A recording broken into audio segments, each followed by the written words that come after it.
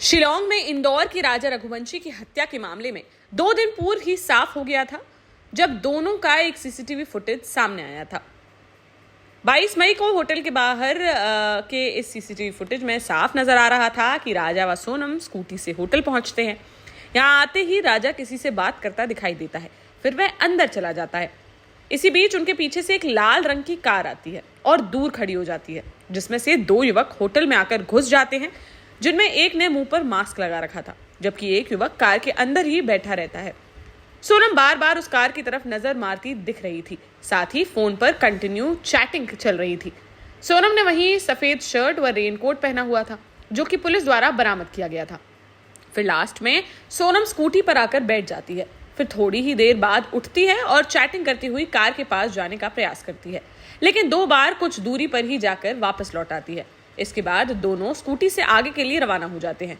इस दौरान सोनम काफी घबराई हुई भी नजर आ रही थी। पुलिस के हाथ यह वीडियो लगते ही साफ हो गया था कि राजा की हत्या सुनियोजित तरीके से की गई है, जिसमें कहीं ना कहीं सोनम भी संदिग्ध है।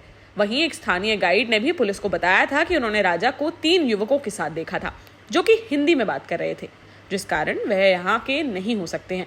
उसने बताया था कि उसे हिंदी नहीं आती थी, जिस कारण वह उनकी बात नहीं समझ पाया।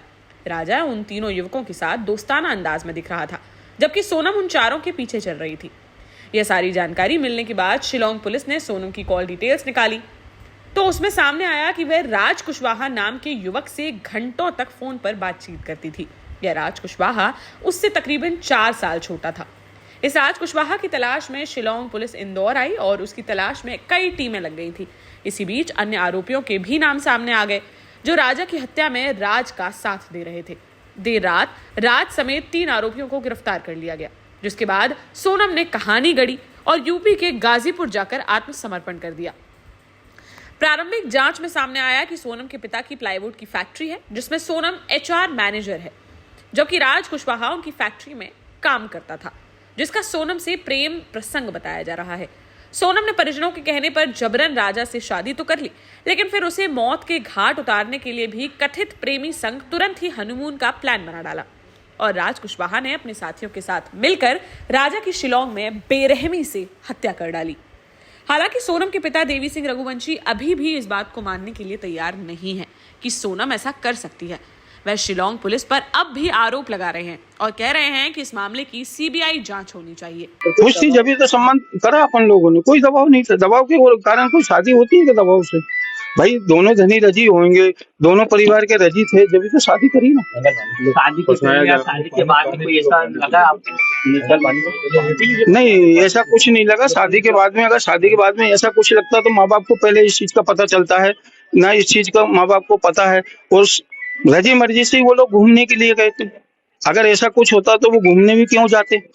आप क्या मांग करते हैं? आप मांग में CBI की कर रहा हूँ और करता रहूंगा जब तक CBI वहां नहीं पहुंचेगी और वहां पुलिस से और उन लोगों से खाना तलाशी नहीं होगी, होटल वाले से, जब तक ये चीज का कोई प्रूफ नहीं आएगा।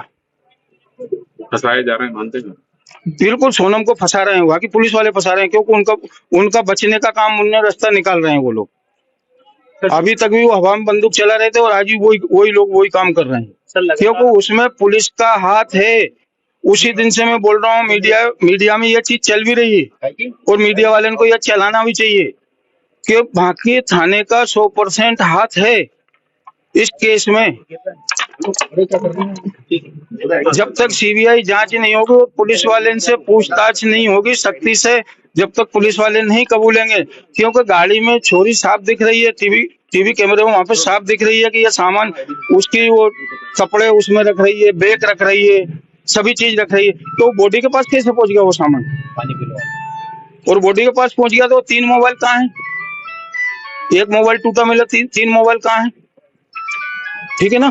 तो 3 मोबाइल भी तलाश पुलिस की करना चाहिए ना, कहाँ है कहाँ नहीं है। वहीं पकड़े जाने के बाद सोनम का भी एक बयान सामने आया है, जहां स्थानीय पुलिस से बातचीत में सोनम ने रोते बिलखते हुए बताया कि वह अपने पति के साथ मेघालय घूमने गई थी, जहां कुछ अज्ञात लोगों ने उसके पति की हत्या कर दी और उसके गहने लूटकर उसे अगवा कर लिया। सोनम ने बताया कि आरोपियों ने उसे एक कमरे में बंद कर दिया था और उसके बाद उसे कुछ याद नहीं है। होश आने के बाद कुछ लोगों ने उसे एक गाड़ी में बैठाकर गाजीपुर के ढाबे के पास सड़क पर उतार दिया। बता रही थी कि मई में उनका शादी हुआ था, कुछ देर बाद वो अपने पति के साथ मेघालय घूमने गई थी। फिर वहाँ पे अपहरण मतलब उनका गहना वहना चोरी करने की कोशिश की जाती है। उसी के बीच उनके पति की हत्या हो जाती है और वो देख के बता रही थी कि मैं बेहोश हो गई। फिर यहाँ पे हमको मतलब यहाँ पे कैसे आई है इनको ये भी आइडिया कुछ नहीं था।